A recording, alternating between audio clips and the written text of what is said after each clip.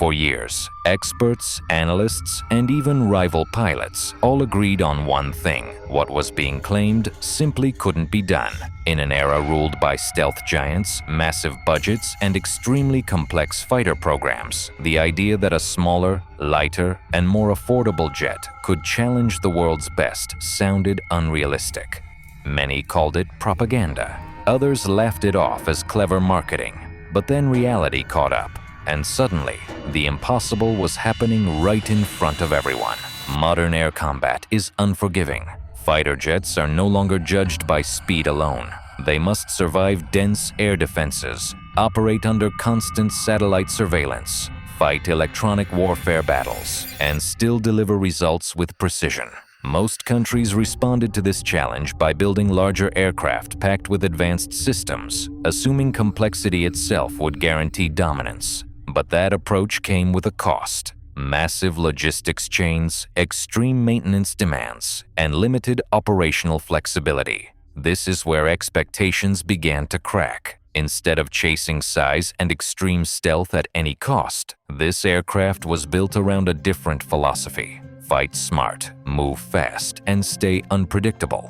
It was designed to operate not just from major air bases, but from highways, rough strips, and dispersed locations. Critics said this idea belonged to the Cold War. They argued that modern sensors and satellites would make such tactics useless. What they didn't expect was how effectively modern networking, electronic warfare, and rapid turnaround would bring this concept back to life. During multinational exercises, something unusual started happening. Pilots flying far more expensive aircraft began reporting unexpected outcomes. In simulated combat, this jet wasn't just surviving, it was scoring kills. Again and again, it managed to detect, engage, and disengage before opponents could fully react. Observers initially blamed training scenarios or unrealistic rules. But as the results repeated across different exercises and against different opponents, denial became harder to maintain. One of the most shocking elements was turnaround and rank. While other fighters required long maintenance cycles, specialized equipment, and large ground crews, this jet was refueled, rearmed, and back in the air in minutes. In a real conflict, that means more sorties, more pressure on the enemy, and less time vulnerable on the ground. What looked like a small logistical detail suddenly revealed itself as a massive operational advantage. Then came the electronic warfare performance. Instead of relying solely on stealth to avoid detection, it actively fought the electromagnetic battle. Sensors were jammed, signals were distorted, and enemy awareness was degraded. This wasn't passive survival. It was active disruption. Opposing pilots later admitted they often didn't realize they were being targeted until it was too late. That moment of confusion was all it took. Another impossible claim was its cost-effectiveness. Critics argued that cheaper fighters must automatically be inferior. Yet here was proof that smart design could deliver high-end capability without astronomical expense. For smaller nations, and even larger ones, this changed the conversation entirely. Air power was no longer only for those who could afford the most expensive toys. It became about efficiency, adaptability, and strategy. What truly unsettled observers wasn't just performance in one-on-one scenarios, it was how well this aircraft worked as part of a network, sharing data, coordinating with ground systems, and acting as both a shooter and a sensor. It multiplied the effectiveness of everything around it. This meant that even against technologically advanced opponents, it could level the playing field in ways few expected. By the time officials and analysts started speaking openly, the narrative had already shifted. The laughter stopped. The dismissive comments faded. Quietly, questions replaced certainty. How did something so underestimated achieve results that so many believed were impossible? And more importantly, what else might the world be getting wrong about modern air combat? In the end, the real shock wasn't that the impossible was done. It was that the signs had been there all along. While everyone was focused on size, cost, and prestige, a different approach was being perfected. And when the moment came, it didn't need to announce itself loudly. It simply performed, leaving the rest of the world scrambling to catch up. For a long time, The idea itself sounded ridiculous. Military analysts, defense journalists, and even experienced pilots openly said it couldn't be done.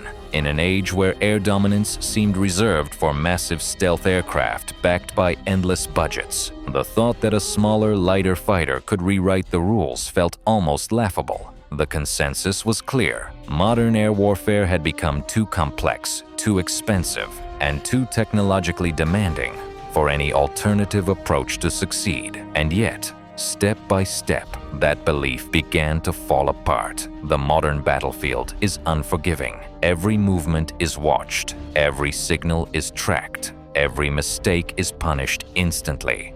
Fighter jets are no longer just aircraft. They are flying data centers, deeply tied into satellites, ground radars, and command networks. To survive in this environment, most nations doubled down on size, stealth coatings, and highly classified systems that require enormous support just to function.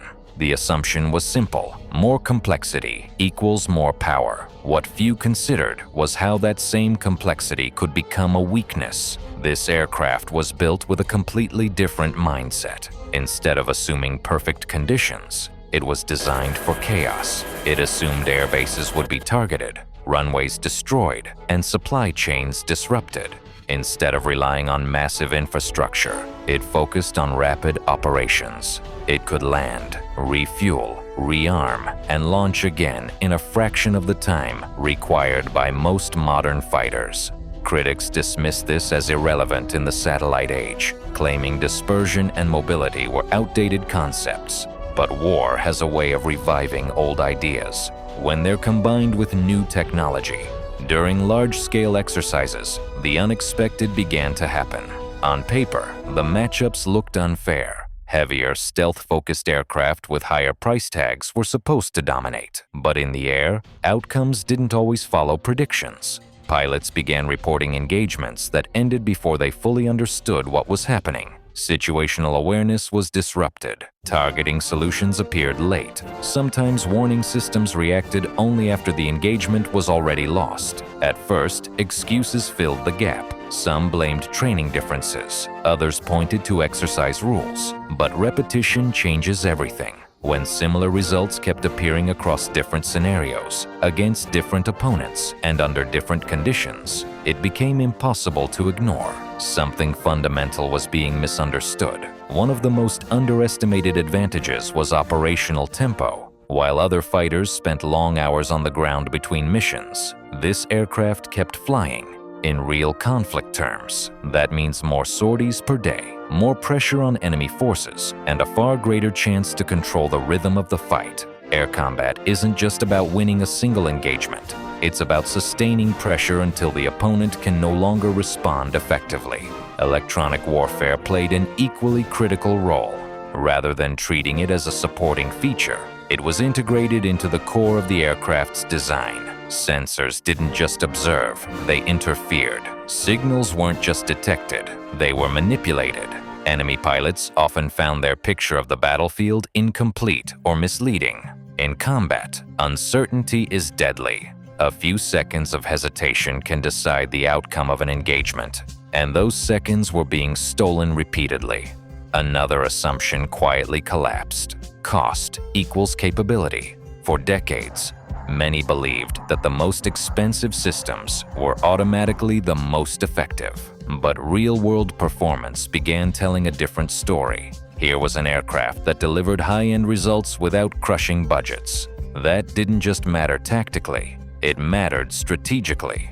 Nations that once believed advanced air power was beyond their reach started rethinking their options. The balance of air power suddenly looked less rigid than before. Networking became the force multiplier no one fully anticipated. This aircraft wasn't designed to fight alone. It thrived as part of a connected ecosystem, sharing data with ground units, other aircraft, and command centers in real time. It could act as a sensor, a shooter, or both, depending on what the situation demanded. That flexibility meant opponents were never quite sure what role it was playing at any given moment, and that uncertainty created hesitation. What truly unsettled observers was how calmly all of this unfolded. There was no dramatic announcement, no loud declaration of victory. Results spoke quietly but consistently. Analysts who once dismissed the concept began using different language. Interesting replaced impossible. Situational advantage replaced outmatched. Behind closed doors, questions grew more serious. If this approach worked here, where else might it work? And what other assumptions about modern air warfare might be wrong? In the end, the shock wasn't just technical, it was philosophical. For years, the world chased a single vision of air dominance: bigger, stealthier, more expensive. This aircraft proved that intelligence, adaptability, and speed of execution could challenge that vision head-on. It didn't break the laws of physics, it broke the habits of thinking. The impossible wasn't overcome by magic or secrecy, it was overcome by refusing to accept that there was only one way to win. And when the results became undeniable, the conversation changed forever. Not because someone said it would, but because it actually happened.